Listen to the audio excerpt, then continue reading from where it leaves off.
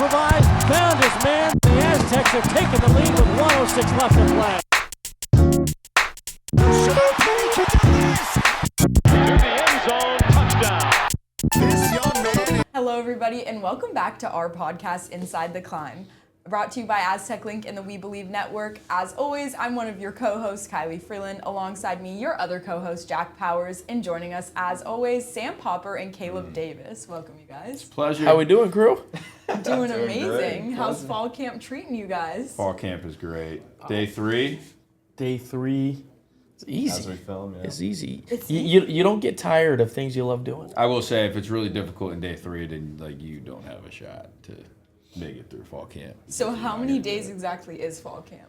Really, fall camp will go until the first, until going into the first week this season. Okay. So it's normally somewhere around 3 weeks, 3.5 weeks. Wow.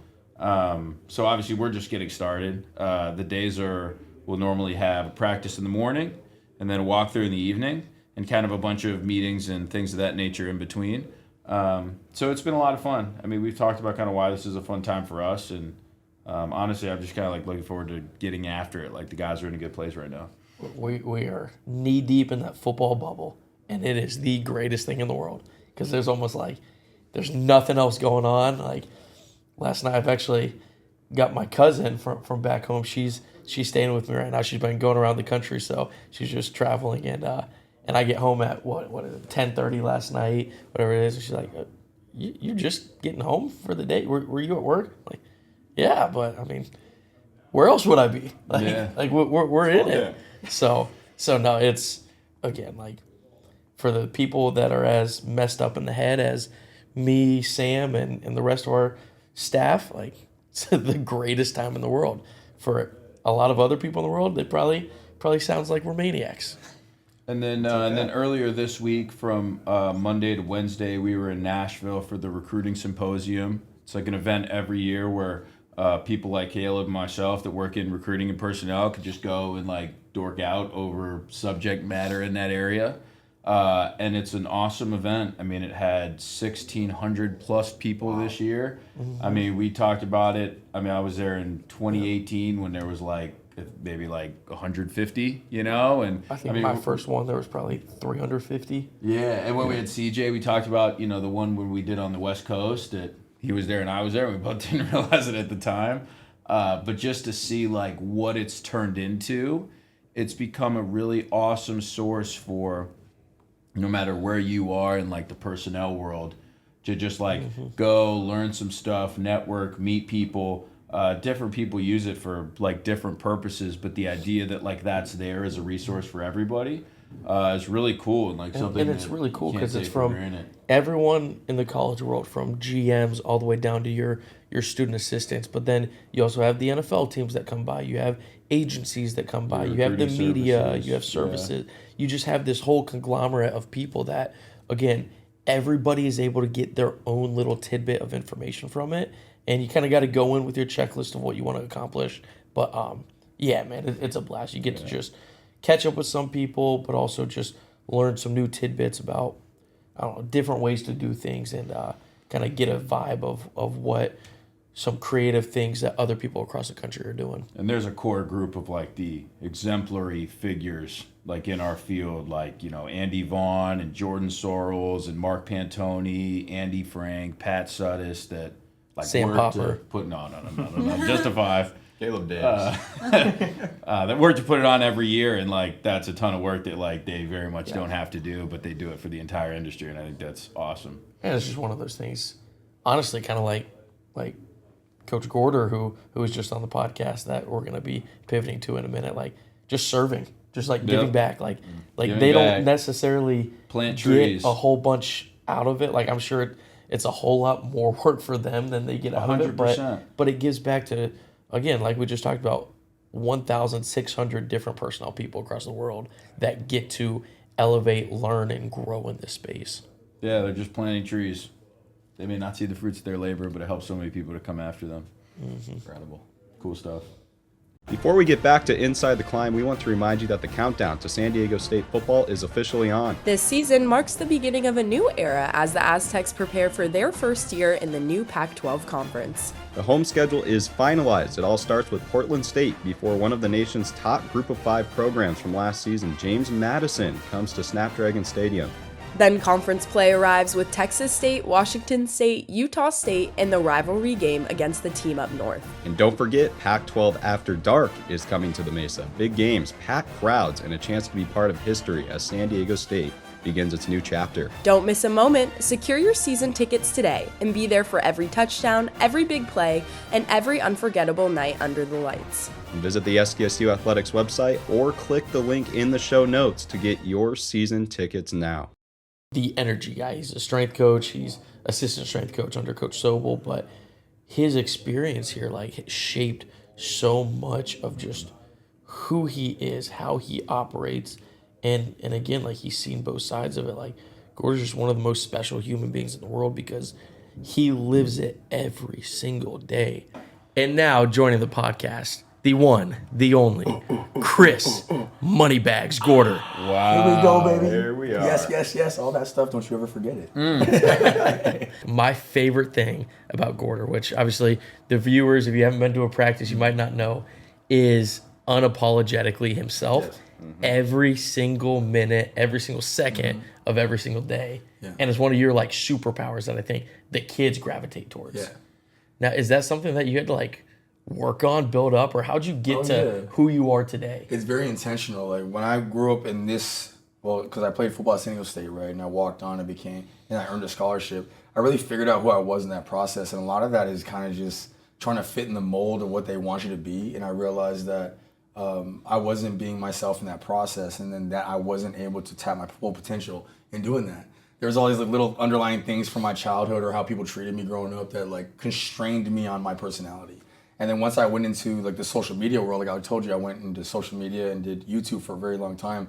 I realized that we are our brand. Everybody is their own brand. And then if we treat ourselves as such, marketing wise, and that's why people buy the things they do. If I have a T-shirt, which we had a clothing brand, they weren't buying the T-shirt, they were buying us. So if I could emotionally be connected with somebody, and most of the time people smell inauthenticity from a mile away. And so I knew that if I showed up that way, then people could see that and they'd smell that and they would run from it. But I had to really find out who I was first. And it took a lot of dark moments, walks on the beach. I'm a hippie. So if you see me here screaming and acting crazy, when I leave here, I'm a mute. I don't talk much. You might see me at the beach being creepy, just walking around with my shirt off, with my headphones in, you know what I mean? I'm that person. But in those processes, I found out exactly how I wanted to show up here. And then a lot of it has to do with God too, just trusting that God has put me in a position to be who I am, and that I trust that the people that are around me, they won't judge me in a negative manner. So I feel comfortable. There was real moments here in the growth of our program when we first came here that I was like that, and I was very authentic. I was just showing up, Coach Lou and Coach Sobel, they put me in a position to just be myself, and then there were moments that I really questioned that. Mm-hmm. And then there was a negativity around me that it's different, it's changing. And I had to sit down with them, and they really pumped confidence in me, no, go be yourself. There were days that Sobel every single day would walk up to me because he'd see I'd be in my head and man, I don't know if I can do this again today. Just the repetitiveness of what we were doing. And he'd go be yourself, man, go be yourself. That's good enough. And in those moments, it solidified me yes, it's okay to be myself. Good. I was just gonna say, it's interesting you say that though, because it is a challenge. I was actually talking with Sobel about this last night. Funny enough that you say that. The thing that I love the most about this staff that I haven't seen in other staffs that I've worked with in football is this idea that we're all as staff players, no matter who you are in the building, we're all pushed to not only be ourselves, but to show everybody else who we are. Yeah. In a lot of other staffs, right, if you're not one of the main players or really the main coaches, in the football world, right, it's when it's a staff meeting, who's sitting at the table, right, versus the peanut gallery on the outside. If you're sitting at the table, you're asked things, your job is to, say certain stuff, be who you are. If you're in the peanut gallery, it's almost just don't get in the way. Yeah. But here it's different, and and we actively try to push everybody to show the group who you are. You get different opportunities to do that. And the one thing that I've kind of learned from it is, like it is a challenge. Like it is a challenge to like step out of your comfort zone and to be yourself. And sometimes it is easier to kind of just like stay in the background and like from staffs that I've been a part of, like I've almost been more comfortable doing that just kind of because it's easier and you know what you're going to do every day. Whereas, you know, sometimes in this you don't. I've really enjoyed in terms of working with this group, kind of the challenge of like getting out of my comfort zone in that way. Like I feel like I've grown a lot from that. And in the short time that I've been here, I feel like this staff knows a lot of kind of who I am as a human being a lot more than like any other staff. And I've kind of learned to like really appreciate that. Yeah. So anyway, it's just funny you said that because everybody kind of feel like goes through the same thing. Like a lot of it's kind of what this group kind of tries to create, and they do a great job of it. This is what I've learned. Because I've been on a few championship teams now, and I've won a world championship myself, national championship, and in that process, like you can be successful if you just follow the mold, and like up to like an average standard. But then to become elite, and then to become the best in the world at what you do, like you have to be fully released and let yourself be who you are. Like, because then you don't really know exactly what you need to work on. And then so with this staff, Coach Lou understands that.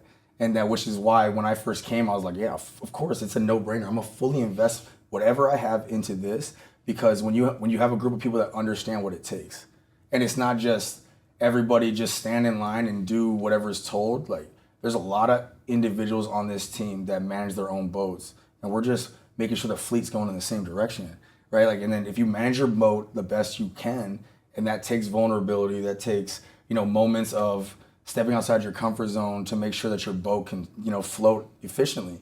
And if we can all do that together, then like Coach Lou's doing a great job in the front of the fleet, where he's just directing us.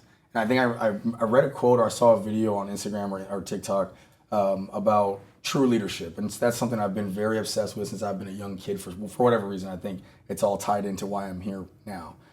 That leaders will just tell you, there's bosses that will just tell you what to do and make sure that you're just following a certain standard. But then great leaders, they show you a direction and they allow you to develop in the way that you need to so that you can be the best possible fit for that position. And I think that this program right now is a great example of all these different moving parts, and everybody's figured out their own specific boat. And now we have such a strong fleet. I feel like we're all going to war in the same way, in the same path and direction. And it's really not about like how fast we're going, but the intention that we've done it in. Yeah. It makes us strong. And then so when it is time to like pedal to the metal, like we're all gonna be doing it together. And because if we don't, then like just like we talk about the lessons from like the 300 soldiers, like that whole grouping of the shields that they shielded themselves with, one person that didn't have a shield right could kill 3 guys around him.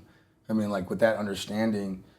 Like what can you not do? And that's why I think the standard has risen so high that it makes people scared, but I think that's good. Yeah, challenge is great. Yeah, it's good. Like when you get your heart starts beating fast about that, like that means that you're doing the right stuff. Like out here when I come out and I greet the guys every single day, there's not a day that goes past that I'm not nervous, that I won't fulfill what I've made myself out to be. And I think some of that like expectation you put on yourself, because I mean, shoot, me and Sam were talking a little bit about this over the last few days as we were out at a work trip. It's kind of just that like that care factor, that drive factor. It's because you love it so much, because you want to do such a great job, and that everyone in this program is kind of depending on your energy or your different things that, again, like for us, we want to make this community proud. We want to make these kids proud. We want to make just the entire city of San Diego proud of the Aztecs. And I think that's, in my opinion, that's where it comes from. I don't know if you've thought about that before. Yeah.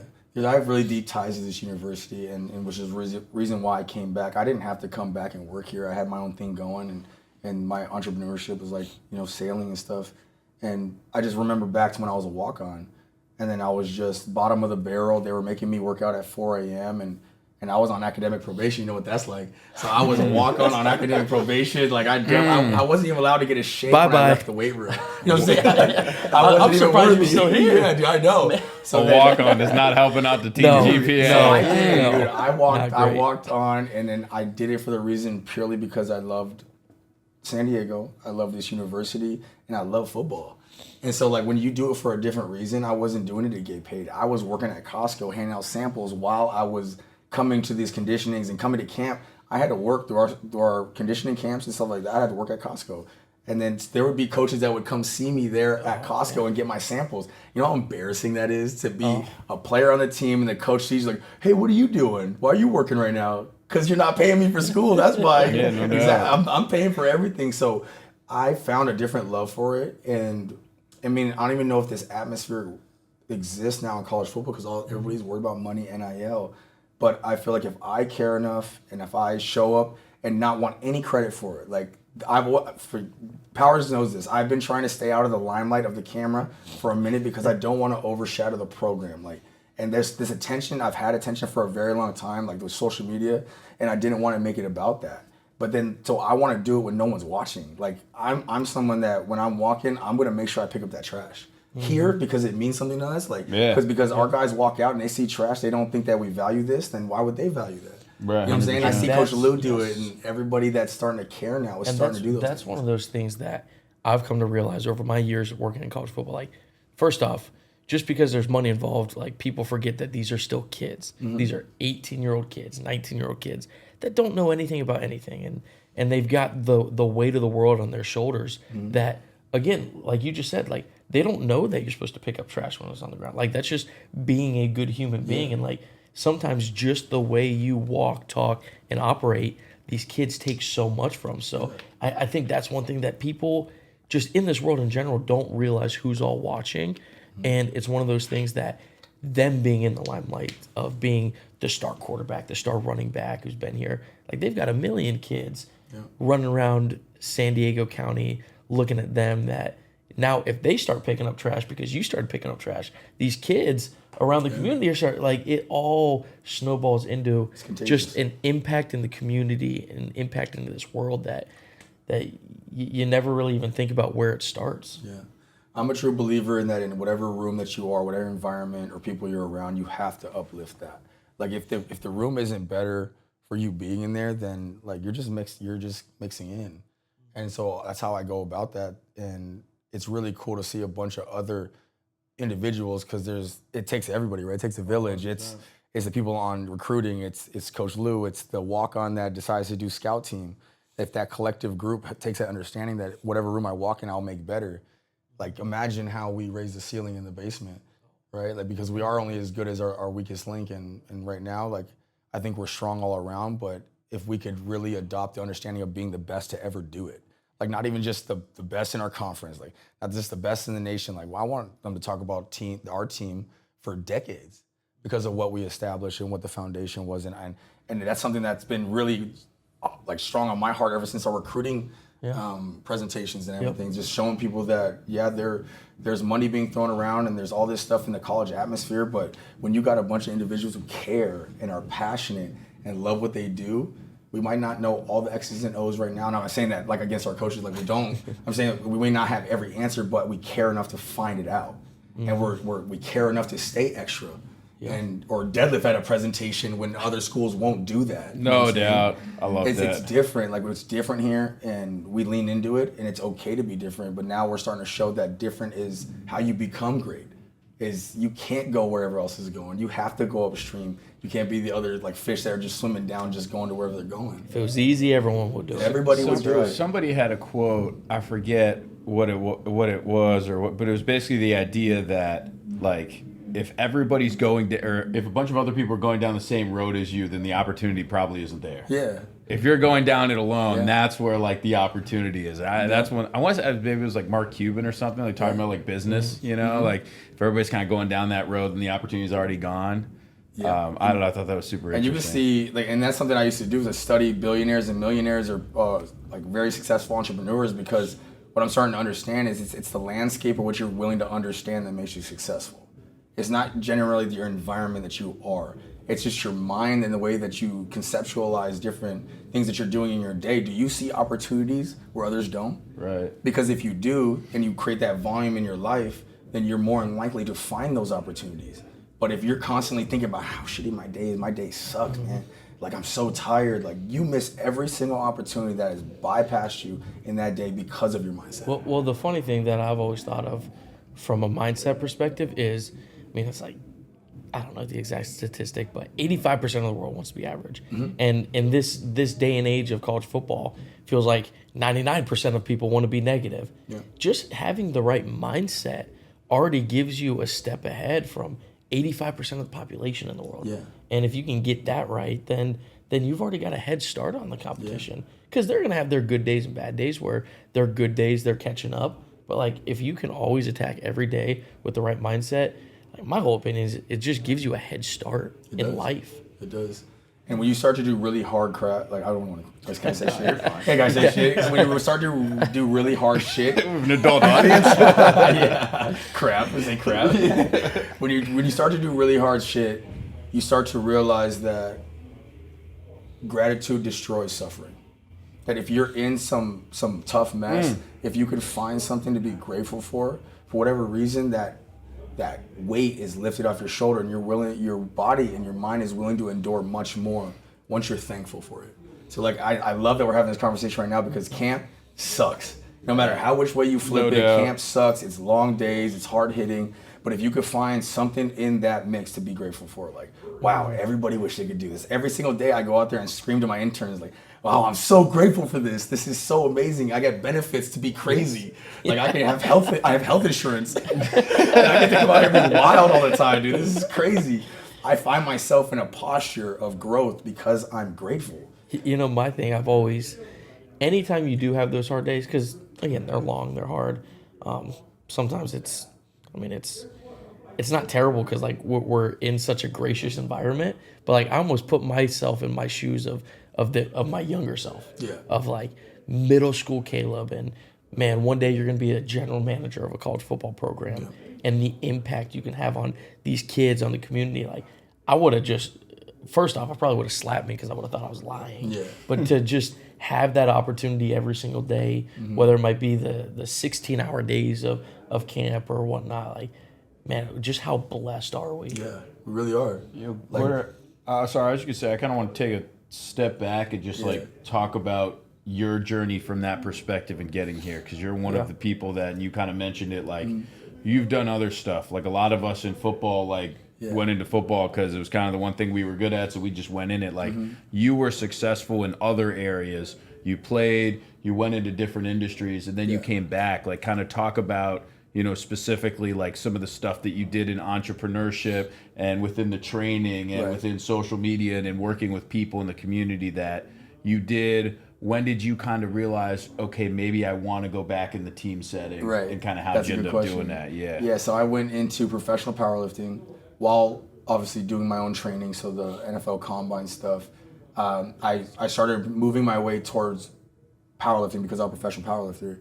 And then I had a group that I was the head coach of. It was called Strength Cartel. And we had a pretty big social media presence. That's a sick name for it is a lifting team, Strength Cartel. Strength Cartel. That's badass. So then we had a gym that I owned up in OC, and then we would just travel the world and travel the U.S. so people would come and watch us lift. And then so we became the strongest team in the world in 2018, where I was coaching them. And then what does that mean? Like, you were in a competition with other groups? We went to Worlds. You just lift the most weight? Yeah, so you go to Nationals, and then we won Nationals, and I won Nationals. That was my first year as a professional powerlifter. I won Nationals, and then you qualify for Worlds. No big deal? No, MBD. First year and won Nationals. I can go actually practices right now, so I'm going to get out of here. And then so we qualified for Worlds, and then we went to Worlds, and then I ended up winning a world champion at 242s, number one in the world in that weight class that year. So at that moment in time, you could sit there and say, I'm the strongest man in the world for my weight class. Yeah. And what was the cool. How cool is that? So it was a squat, bench, and deadlift, and my best total was 2,000 pounds. Damn. So it was a 770 squat, a 800 deadlift, and a 495 bench press, and that's with like a pause in your chest. Right. And this is like with a judge that like you have to walk the weight out, look at him, and like squat, and you like squat down looking at him, and you stand up, you're like, are you ready? And he's like, rack it. Now, so that's the standards of that. How much of those trainings? And so I'm kind of steering, like, we'll get back to the journey, but, like, how much of those training sessions just sharpen your mentality, your Yeah. approach. Because I gotta imagine, gosh, yeah, like that's- you don't just naturally get to I can lift 2,000 Right. pounds. I'd be at just for the record, I'd be at 800, like all three of those people Yeah, together, which I is think still you just good, said though. was the squad. Which is like, still good, dude. That's crazy. It's I talked about it in our small group last week with Coach Lou. It's when you with the feeling that you have when you walk up to a barbell that you've never done before, like no matter what the weight is, there is a certain amount of confidence that is built from you doing that rep that it's not measurable. Like there's all these unmeasurable things about lifting that I loved, and I learned every life lesson I've ever had from lifting. Like my dad didn't show up a lot for stuff, and it's not a bad thing. It's just that he did his best what he could do with what he was given. But I learned every lesson from a barbell or a coach. And then so learning how to approach and attack things that if you don't, you could die. If I walked out with that 800 pounds and I wasn't ready for it and it crumbled me, I could die. And that's a reality. So that to take it that serious and then to get the confidence of walking out of that barbell after you're done and accomplish something that very few human beings have ever accomplished. Like an 800 pound deadlift, that not many people have done that in the world. I'm still in like the top 50 ever in that, like in that weight class that I'm in. Or was in, but like I learned every little thing that I apply every single day today, and from the barbell, and then that's why I really wanted to come back, is so that I could help those guys find those same lessons and find the therapy that there is in the barbell, in the lifting, and just being active. Like there's something about it that it makes you overall just better in your mind, in your space, like with others. Like how I approach every day, I need to start my day with some type of movement. And like I don't look at it as work anymore. I look at it as preparation for being who I have to be every day. And it's just a cool system to be in routine-wise. What is your why? Why you got into it, and what keeps you going? So I have kids, and like that's immediately like that's a why that's very prominent. But if we look a little deeper, a lot of it is just healing the little kid that didn't feel good enough. The walk-on that was here that gave everything and really didn't get much in return. Like it was those little moments that felt like broke me. I remember sitting in my car, and I hope that my boy Larry Gibbs sees this. Like on if he watches the podcast, I had a sure boy. he watches. He was also a walk-on, and I remember it was one of the practices that I just was done. Like they're not giving me a chance, and I think I'm just gonna hang up my cleats. And I was sitting in my car crying, and he called me, and it's just a weird moment. Like just called me when I was crying, and I was like, I just picked up the phone. I was comfortable with him. I was like, man, I'm done, dude. I can't do this anymore. And he spoke life into me when I didn't have any life to speak into myself, and it made me keep going. And in those moments, like I feel like every day I show up for the kid that didn't feel like he was enough. Sitting on the steps over there overlooking the arc, I would sit there every single day after practice. Now I sit there in fulfillment. Imagine how I feel. You know what I mean? Imagine how I feel sitting down in the same spot I used to sit down, not feeling good enough, and now I'm sitting there on top of the world, like man, what a purposeful life I'm living. And so why wouldn't I come with the energy that I come, right? Like I feel so grateful being at the bottom of those steps that I used to walk down and get crushed by my strength coach, right? And he's the reason why I wanted to be a strength coach, because of what he did for me. Like when he walked into a room, it was everybody sat up, and it was very respectful of how he carried himself and how others transformed just to help, like, so he would be proud of them. You know what I mean? Like, and I always looked up to that because I didn't look at that as my father. My father didn't get that part of me. So like he was part of that process, and I want to be the same thing that he was for me for some other kid that's going through it. You guys do spend the most time with the players. Spend a lot Like of time, for anybody watching and listening, like that's how college football works wherever you're at. Like the strength staff spends by far in the building the most time with any player. So like when we bring in recruits and like they do the presentation with you guys and all that and watch you lift and all that, like it's such a massive part of the visit, because like certain guys that like understand that, like they're the ones that are like, strength coach is a lot more important than a lot of other parts of the building too, like scheme and all that other stuff. Yeah, it's really hard to explain what I do. Yeah, like unless you've seen like us do what we do. It's impossible. Yeah, and like when someone, world. it's hard for me to have conversations with people if I go to like a party or I'm out socializing. Like, what do you do? Oh, I'm a strength coach for a college football team. Oh, that's cool. You're like a personal trainer? Yeah. No, not at all. No, not Life at all. trainer. Yeah, Life it's a trainer more lot. than anything. It's a lot, but this is what I've realized. This is why I love this profession. I have to be so on top of my stuff so that I can be the best coach for them. they could see right through me. If I wasn't walking 6 miles a day, if I wasn't watching what I was doing like outside of here, they would see that.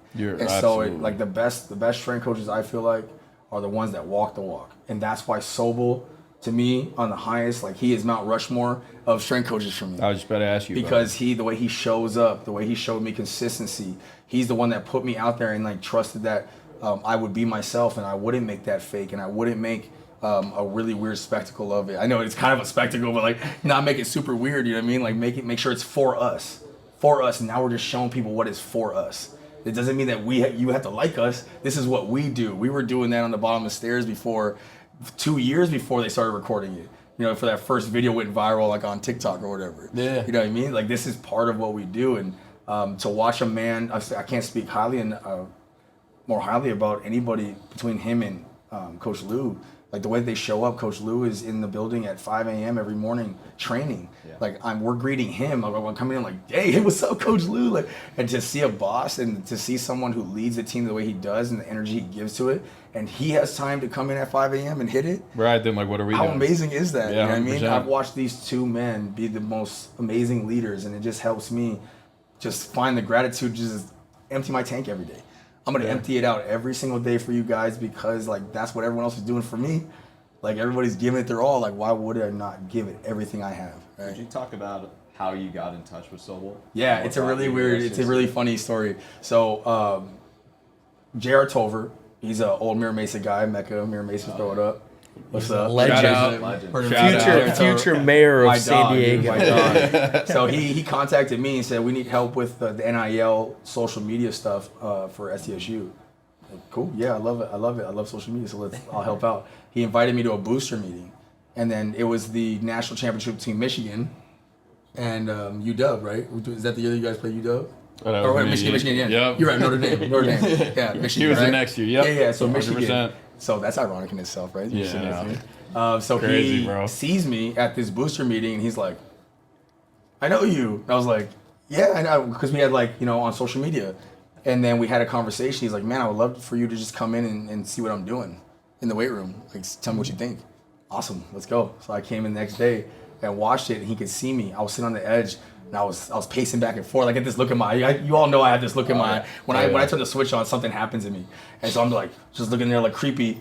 And then he's like, the head like tilts down like 20 degrees. Like the smiling, like obsessed, like no.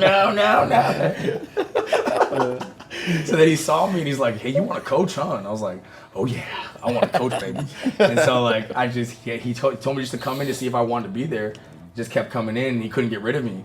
And then spots opened up and he just started pushing me through the process, and he kept asking me, because I was so far in my career and what I was doing entrepreneurship wise that it didn't make sense for me to come here at a lower position, but I looked at it as like, this is what I love, this is what I want to do. God put this in front of me because I asked for that in my prayers, so that I'm gonna give everything I have and then just figure it out in that process as we go along, and that's what happened.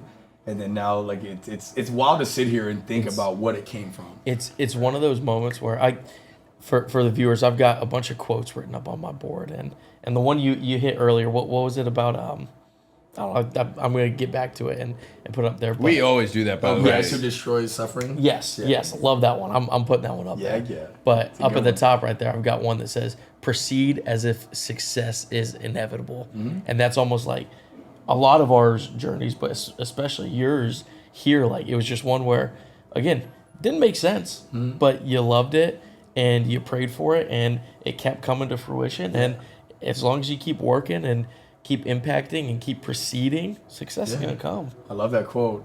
Proceed as if success is inevitable. I just want to throw out, nobody forgets quotes like Caleb and I. Like if we had a nickel for every time on the show, we're like, oh, what's that quote again? Like we get back to it though. Well, I love that Sometimes. quote. I love that quote because it's not what you do, it's who you become in the process. And so if you start trusting yourself and how you've dealt with certain situations in your past, and then as things are coming along in your present, like you know that you'll handle things the right way, that you don't have to overthink this, have anxiety about what's going on. You just trust that you're going to give your absolute best every single time, and then if you do that, who cares about the outcome? It is what it is, then you gave it your best. Like, next thing. And that's why they have me now back there with the whistle, with the tempo and stuff, and that next play mentality is so important. Yeah, 100%. Right? Like if you nor good nor bad, next play is coming. What's the one thing that you've learned from your life in between your time as a player and then coming back into football as a strength coach that you feel like maybe you wouldn't have gotten if you just went straight into football? It's that trust part. It's a trust part that the work was enough to build me who I am so that I can approach every situation with confidence. Like I didn't have much confidence back then. There wasn't many people pouring on me in a light way. So this is actually a cool story. I'll kind of lead it in there. I went on a walk at my place I live over in Mira Mesa, and then I was walking over by a high school with a coach that used to coach me. And he was the only coach when I was coming up that I felt like ever supported me the way that I saw myself. And he saw like something in me as the years went on, and I always remembered that. And so that's why I think it's super important to like really care about kids. But I'm sitting there talking to him, and I'm like, man, I gotta give it to you. You were the only coach that really believed in me, man. I wanted to say thank you. Like, and I hope that does something for you so that you can continue to do that right now with these kids, because you make a huge difference. These kids go change the world because of how you look at them.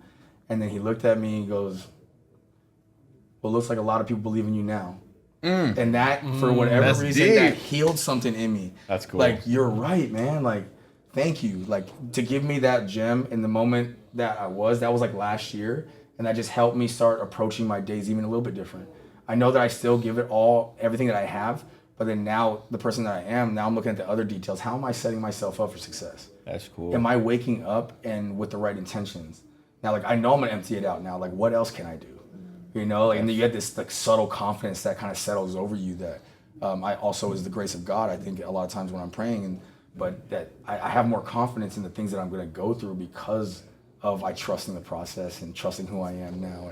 And then even if I do fail, it's okay because it's not about that. Yeah. It's really about the lesson I'm about to learn and apply. And if I keep stacking those things, I'm gonna be unbeatable. I'm gonna be unbreakable. And that's the things that we're screaming in the warm-up lines to these guys. We are unbreakable. We will train in the deep end so that our enemies will drown because they can't swim. Like that quote that Coach Lou says, right? Lord, why are you putting me through troubled waters? And then he responds, because your enemies can't swim. You imagine that? Like, to be so great at what you do and you're mastering your craft so well that you just love to bring it to that point. No, come out here. Come out here. Come swim with us. And I'm out here with some floaties on. You come out here, you're going to drown. And we're gonna have a good time doing it. Like that's a different intention about how you show up to things. And so when we walk into stadiums, like, I feel like our energy just you could feel it. Like, because when you're really battle tested, my other quote, I love this one. I'd rather be a warrior in a garden than a gardener in a war. Like, it's better to know violence, to be violent, and not use it and be peaceful. That took me a second. Than to just to be peaceful and not have no violence. Especially when you need it. Yeah, Caleb, you might need a little bit more space on the board. Oh yeah. That's a good one. Yes, this sir. is great. This is great. Well, Gordert, I appreciate you for everything. I appreciate the energy you provide every single day, and you just being unapologetically you.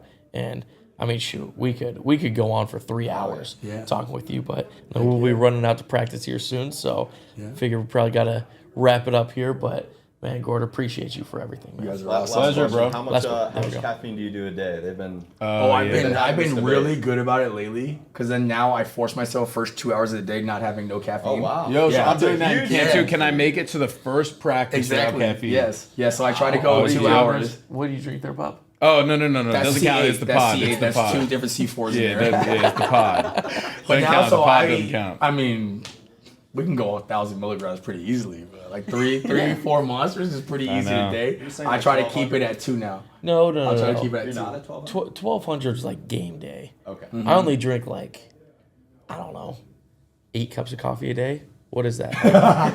8 cups, 150 in each one, so it's around 1,000. Actually, fall camp, every now and then, like, I get that, like, midday, 2 p.m. where I just stop over there and just get a shot of espresso. Yeah. Like a double shot of We espresso. call those daddy coffees. Daddy coffees? Yeah, daddy coffees, they don't count. Like if you're on your way home, go to watch your kids, a daddy coffee don't count. We don't count that one. Yeah, that's absolutely So I'm right. probably somewhere between 600 to 800. Yeah, which is healthy, yeah. Heck yeah. Before we get back to the show, we want to tell you all about the best way to stay connected with everything happening around San Diego State athletics and Aztec football. That's right. If you're enjoying the We Believe Players podcast, there's even more content waiting for you through the We Believe Network Substack. A subscription gives you access to every episode of the We Believe Players podcast, plus exclusive featured stories on current SDSU athletes and future Aztecs. You'll also get recruiting coverage all year long. We're talking high school player tracking, player performances, recruiting rankings, official visit updates, commitment news, and much more. If you want a deeper look into the players, the program, and the future of Aztec football, this is where you need to be. And the best part, it's just $6.99 per month, which is less than the cost of a drink on game day. Getting signed up is easy. Just click the link in the description of this episode or the link in our social media bios. Once you're there, hit the subscribe button and you'll instantly have access to all the content. Exclusive podcasts, player stories, recruiting intel, behind-the-scenes coverage, and year-round updates from around the Mesa. It's the easiest way to support the We Believe network while staying connected to the athletes, coaches, and recruits shaping the future of SDSU athletics. Again, for just $6.99 a month, you'll never miss a story. Subscribe today through the link in the description or our bios. We'll see you on the We Believe network, and right back to the show. Thank you, everybody, for listening. Stay tuned to get some updates for us with training camp as we continue to move forward. We'll have an open scrimmage. You got to get a free ticket, but an open scrimmage on August 15th at Snapdragon Stadium. Come check us out. And then again, Caleb and I will be releasing some dates where we'll be out in the community, ready to come talk to you guys. Please follow along, and we'd love to see you out there. Live Q&A August 13th. 13th. At home and away. We're releasing 6 them p.m. now, right now. August 13th. That's the only one right now we have released. Oh, okay. I thought we had another one, but we'll release that later. There you go. TBD. Make sure to subscribe to the We Believe network and Aztec Link. Follow us on Instagram, and we'll see you guys next week. Thanks for joining us.